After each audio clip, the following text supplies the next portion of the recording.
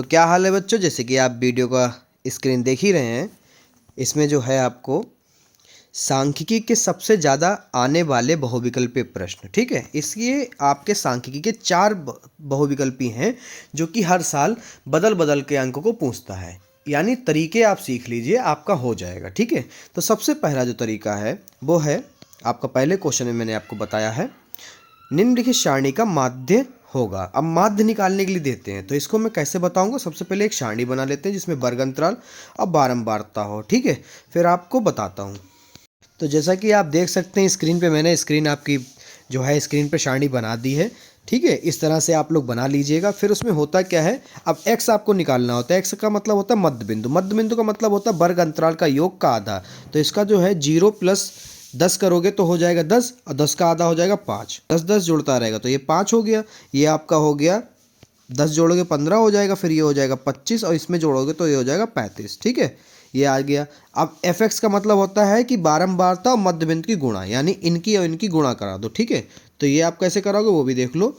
तो ये 2 पंजे 10, 15 एकम 15, 25 चक्कू 100, अब 35 तियाँ तिपच 15, हासिल लगाए 3 तियाँ 9, 1 10, 1 35 तियाँ 105, ठीक है। अब क्या होता है, इसके लिए आपको चाहिए होता है यहाँ पर कि सिग्मा एफ क्या होता है, इसका जोड़, ठीक है, इसका जोड़, बारंबारता का योग। तो 2 और 1 3, 2 और 1 3, 3 और 4 7, 7 3 10, कितना आ गया 10। इसको जोड़ लो। सिग्मा एफ भी चाहिए होता है माध्य निकालने के लिए। इसको, ये हो गया 100, ये हो गया 105, तो हो गया टोटल 205, 205 और 15 हो गया 220, 220 और 5 हो गया 230, ठीक है। तो यहाँ पे अब माध्य वाला सूत्र लगा दोगे डायरेक्ट। माध्य बराबर होता है सिग्मा एफ एक्स अटे सिग्मा एफ, ठीक है। तो यहाँ पर सिग्मा एफ एक्स जो है आपका है 230 और बटे में 10, तो 0 से 0 हट गया, तो बच्चों क्या आ गया, माध्य आ गया आपका 23। कितना आ गया 23। तो जहाँ पर ऑप्शन नंबर 23 है आप लगा सकते हैं वहाँ पर टिक। इस तरह का ये आएगा, एक तरीका ये हो गया जिसमें माध्य पूछेगा बहुविकल्पी में, ठीक है। तो आप देख सकते हैं ऑप्शन नंबर 23 कहाँ है, ऑप्शन नंबर 23 जो है आपका ऑप्शन नंबर बी में है। तो 23 कहाँ है, ऑप्शन नंबर बी में है, ठीक है। तो बी वाला बिल्कुल सही है। आप समझ रहे हैं ना बच्चों, इस तरह के क्वेश्चन आपको मिलेंगे, उम्मीद करता हूँ आप लोग लगा लेंगे, ठीक है, इस तरह का। अब अगला क्वेश्चन जो है वो भी देख लीजिए। अगला क्वेश्चन है, किसी बारंबारता बटन के लिए माध्य और माध्यक क्रमशः 26.1 और 25.8 है, तो बहुलक ज्ञात कीजिए। यहाँ पर सबसे पहले क्या कर रखा, माध्य। तो माध्य आपका हो गया 26.1, ठीक है। यहाँ पे लिख लेते हैं कि माध्य जो है आपका, माध्य 26.1 हो गया, ठीक है। और फिर आपका माध्यक दे रखा है 25.8, ठीक है, 25.8, ओके।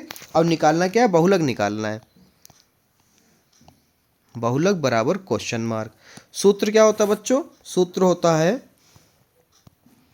बहुलक निकालने के लिए, बहुलक बराबर 3 गुणे माध्यक घटाना 2 माध्य, ठीक है। अब मान रख दीजिए इसमें, तो 3 गुणे 25.8 माइनस 2 गुणे 26.1, ठीक है।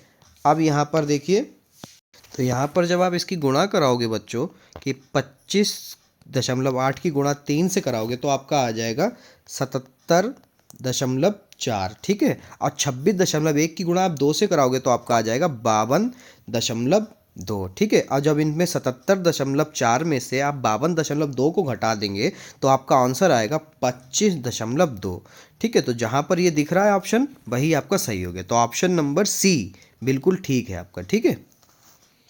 क्वेश्चन नंबर 3 है, बारंबारता आपको दे रखा है, फिर आपको वर्ग अंतराल, यानी वर्ग अंतराल और बारंबारता दे रखा है। निकालने क्या कह रहा है, निकालने कह रहा है उपयुक्त बारंबारता बटन का बहुलक वर्ग ज्ञात कीजिए। तीसरा तरीका है जिसमें आपसे पूछा जाएगा, पहले तरीके में पूछा था माध्य, डायरेक्ट सूत्र बता दिया मैंने पहले सवाल में। दूसरे में पूछा जाता है आपका बहुलक, वो भी तरीका बता दिया, वो सूत्र इंपॉर्टेंट था उसमें। और फिर है बहुलक वर्ग। बहुलक वर्ग क्या होता है, बहुलक वर्ग में एक बात ध्यान रखना बच्चों कि जो आपका ये जो होता है वर्ग बारंबारता, ठीक है। बारंबारता में सबसे बड़ा नंबर देखो, सबसे बड़ा नंबर क्या है, 18 है। ठीक है, सबसे बड़ा नंबर क्या हो गया बच्चों, 18। ठीक है, तो 18 के ऊपर जो भी होगा वो बहुलक वर्ग होगा। तो यहाँ पर बहुलक वर्ग क्या हो गया आपका, 15 से 20। तो 15 से 20 यानी ऑप्शन नंबर आपका हो गया सही डी। ठीक है, ये सही हो गया।